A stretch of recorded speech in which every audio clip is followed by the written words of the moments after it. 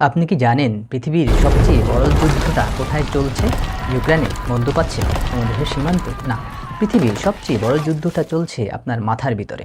আর এই যুদ্ধটা জমি দখলের জন্য নয়, টাকা দখলের জন্যও নয়, এই যুদ্ধটা আপনার অ্যাটেনশনের জন্য। আপনার অ্যাটেনশন গ্রেব করার জন্য বিশাল একটি ইকোনমিক সিস্টেম গড়ে উঠেছে। এর নাম হলো অ্যাটেনশন ইকোনমি। এখন দেখি অ্যাটেনশন ইকোনমি কী। আপনার কাছে দিনে 24 ঘন্টা সময় হাতে আছে। আপনি চাইলেও সব কিছুতে একসাথে মনোযোগ দিতে পারেন না। পড়াশোনা, মোবাইল স্ক্রলিং, প্রবলেম সলভিং। তার মানে আপনার হাতের অ্যাটেনশনটা সীমিত। আর পৃথিবী যত ইনফরমেশান রিচ হয়েছে, এই সীমিত অ্যাটেনশনের মূল্য তত বেড়েছে। এখন প্রশ্ন হলো, আপনার অ্যাটেনশন এত ভ্যালুয়েবল কেন? অ্যাটেনশন হলো গেটওয়ে। আপনার অ্যাটেনশন যেখানেই যায়, আপনার চোখ সেখানেই যায়।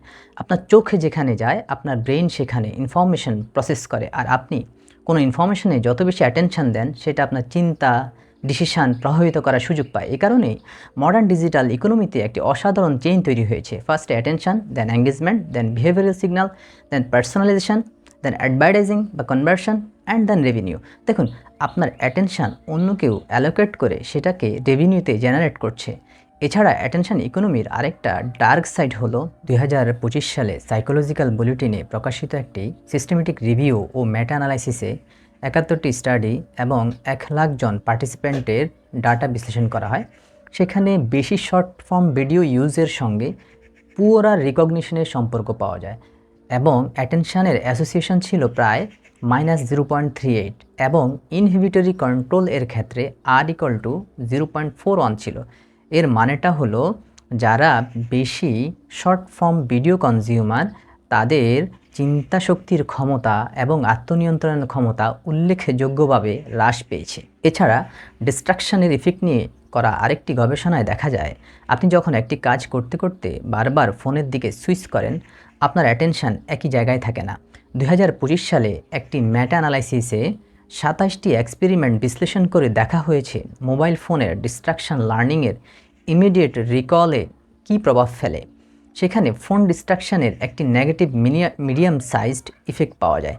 অর্থাৎ যারা কাজের মাঝে ফোন দ্বারা ডিস্ট্র্যাক্ট হয়, তারা যেই কাজ করার কথা ছিল সেই কাজ মনে রাখার ক্ষমতা কমে যায়। আরেকটি ফ্যাসিনেটিং কনসেপ্ট আছে, নাম হলো অ্যাটেনশন রেসিডিউ।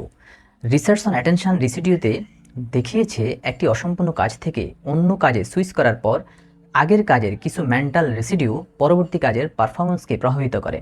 মানে যখন আমরা একটা কাজ রেখে আরেকটা কাজে সুইচ করি, তখন পূর্বের কাজ আমাদের মস্তিষ্কে চলতে থাকে, ফলে বর্তমান কাজের পারফরমেন্স অনেকাংশে হ্রাস পায়। অ্যাটেনশন ইকোনমি এর সবচেয়ে বড় প্যারাডক্স হলো, যে টেকনোলজি আমাদের পৃথিবীর সবচেয়ে বেশি ইনফরমেশনের অ্যাক্সেস দিয়েছে, সেই টেকনোলজি আমাদের জন্য সবচেয়ে বড় চ্যালেঞ্জ তৈরি করেছে। কোন ইনফরমেশনে আমরা অ্যাটেনশন দিব? আজকের পৃথিবীতে ইনফরমেশন পাওয়ার সমস্যা নেই, কিন্তু সমস্যাটা হলো আমরা আমাদের ইনফরমেশনের এই সমুদ্রে থাকা এত ইনফরমেশনের মধ্যে আমাদের অ্যাটেনশনের ডাইরেকশন ঠিক করা, নিজের অ্যাটেনশন প্রোটেক্ট করা। কারণ আপনি যদি আপনার অ্যাটেনশন নিয়ন্ত্রণ করতে না পারেন, তাহলে যে প্ল্যাটফর্ম আপনার অ্যাটেনশন সবচেয়ে ভালোভাবে ক্যাপচার করতে পারে, আপনার দিনের একটি অংশ তার হয়ে যায়। তাই আপনার অ্যাটেনশন শুধু একটি কগনিটিভ রিসোর্স নয়, এটা আপনার জীবনের ডাইরেকশন নির্ধারণ করে। আপনি আজ যে ভিডিও দেখছেন, যে বই পড়ছেন, যে মানুষের কথা শুনছেন, যে চিন্তাকে বারবার মনে জায়গা দিচ্ছেন, যে স্কিল প্র্যাকটিস করছেন, এমনকি যে ডিস্ট্রাকশনকে প্রতিদিন আপনার অ্যাটেনশন দিচ্ছেন, সব কিছু মিলেই আপনার মাইন্ডের আর্কিটেকচার তৈরি হয়েছে। তাই পৃথিবীর সবচেয়ে বড় যুদ্ধ হয়তো আপনার স্ক্রিনে দেখা যাচ্ছে না, কোনো মিসাইল নেই, কোনো ব্যাটেল ফিল্ড নেই, কোনো সোলজার নেই, কিন্তু প্রতিদিন, প্রতি ঘন্টায় অসংখ্য প্ল্যাটফর্ম আপনার অ্যাটেনশনের জন্য কম্পিট করছে। আর সবচেয়ে গুরুত্বপূর্ণ ব্যাপার হলো, এই যুদ্ধে শুধু আপনি অডিয়েন্স নন, আপনি ব্যাটলফিল্ড, আপনি রিসোর্স, আর একাই আপনি decision maker. That means this war is all about you versus you. দিন শেষে আপনার অ্যাটেনশন যেখানে যায়, আপনার জীবনও ধীরে ধীরে সেখানেই রয়ে যায়।